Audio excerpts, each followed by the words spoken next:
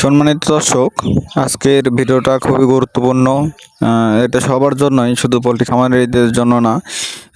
কারণ হচ্ছে অনেকেই ভবিষ্যতে খামার করবে বিভিন্ন ধরনের গরু বা মুরগি, বা মুরগির বিভিন্ন যেগুলো আছে লেয়ার, এইগুলোরও করতে পারে। কিন্তু সব বিষয়ে ধারণা রাখা এটা একটা ভালো লক্ষণ। এক্ষেত্রে তাই বলবো ভাই, সবার জন্য খুবই গুরুত্বপূর্ণ ভিডিও। আপনারা সবাই মনোযোগ দিয়ে ভিডিওটা পুরোপুরি দেখুন। আপনারা সবাই জানেন যে অন্তর পোলট্রিতে নানা ধরনের পোলট্রি সম্পর্কে ধারণা দেওয়া হয়, বা কোন বয়সে কোন কাজটা করা গুরুত্বপূর্ণ সেইগুলো বলে থাকি। তো ভাই, মুরগির ক্ষেত্রে একক দিন একক রকমের কাজ এইগুলো করতে হবে। প্রতিদিন যে একই কাজ করতে হবে এমন কোনো কথা নেই, বা এমন কিছু নাই। দেখা যাচ্ছে আজকে একটা ভিটামিন ব্যবহার করতেছি, কালকে মুরগির একটা সমস্যা হলো, কালকে কিন্তু আবার একটা মেডিসিন সঙ্গে সঙ্গে চেঞ্জ করতে হবে। তাই পর্যাপ্ত পরিমাণে ফিক্সড কোনো মেডিসিন নাই। এটা পুরোপুরি মুরগির দেহের উপর, দেহের গঠনের উপর নির্ভর করে কখন কোন জিনিসটা ব্যবহার করা লাগবে। এটা যে খামারে থাকবে সব সময় তার নিজেরই পর্যবেক্ষণ করতে হবে, এবং পর্যবেক্ষণ করার পরে প্রয়োগ করতে হবে।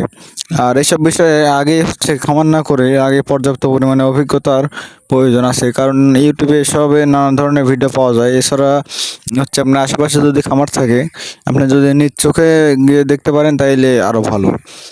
এখানে গরম লাগতেছিল মুরগিগুলোর, কারণ প্লেন সিট ছিল। প্লেন সিট আপনারা জানেন যে যখন বর্ডারের সময় তখন বাচ্চাগুলোকে প্লেন সিট দেওয়া হয়, যেন তাপটা ধরে রাখে প্লেন সিট। আর যে লাল বাল্বগুলো দেওয়া হয় এগুলোর জন্য হিট হয়। তো এখন মুরগিগুলো যেহেতু বড় হয়ে গেছে, বাতাস আপ ডাউন করতেছে না প্লেন সিটে। আর এছাড়াও মুরগিগুলা চারপাশ দিয়ে বেশি থাকে, তাই অতিরিক্ত মাত্রায় এই চারপাশ দিয়ে গরম উৎপন্ন হয়। এই কারণে প্লেন সিটগুলো উঠাই দিলাম। দিক দিয়ে আলো বাতাস এইগুলো সব পারাপার হবে, আলো বাতাস সব পারাপার হবে। এক্ষেত্রে ভিতরে কোনো রকম গ্যাস জমা হবে না, তাই এগুলো সব উঠাই দিচ্ছি। এছাড়া রয়েছে বারবার মুরগিকে উঠাই দেওয়া। আর যেহেতু এখন অতিরিক্ত গরমের সময় বেশি মাত্রায় মেডিসিন ব্যবহার না করা, বা হাই হাই পাওয়ারের কোনো মেডিসিন ব্যবহার না করা, এক্ষেত্রে স্ট্রোকের ঝুঁকি কমে। দেখা যাচ্ছে পোলট্রির ক্ষেত্রে অনেক দেখে রাখতে রাখতে তারপরে স্ট্রোক করে, অনেক মুরগি মারা যায়। তাই সব বিষয়ে নজর রাখতে হবে, এবং নজর রাখতে রাখতে আপনার কোন মুরগিটা অসুস্থ, আপনি সুস্থ মুরগি তো এটা তো অটোমেটিকলি ভালো থাকবেই, কিন্তু আপনি দেখতে হবে আপনি কোন মুরগিটা অসুস্থ, আর সেটা কী রোগে অসুস্থ বা কী হচ্ছে, এগুলো পর্যবেক্ষণ করুন। আর তার সমস্যা কোনটা সেটা ধরার পরে সেই অনুযায়ী আগেই সবগুলো মুরগিকে চিকিৎসা দিয়ে দেন। এছাড়া রয়েছে এখন যেহেতু গরমের সময় মুরগি যদি ভারী খাদ্য খায় বা মোটা খাদ্য, তাইলে কিন্তু সমস্যা হইতে পারে। তাই মুরগির খাদ্যগুলা স্প্রে করে একটু নরম করে দেওয়ার চেষ্টা করবেন দিনে অন্তত পক্ষে।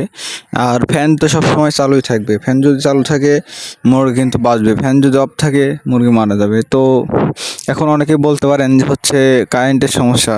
ভাই, যখন কারেন্ট থাকবে না তখন মুরগিকে উঠাই দিতে হবে।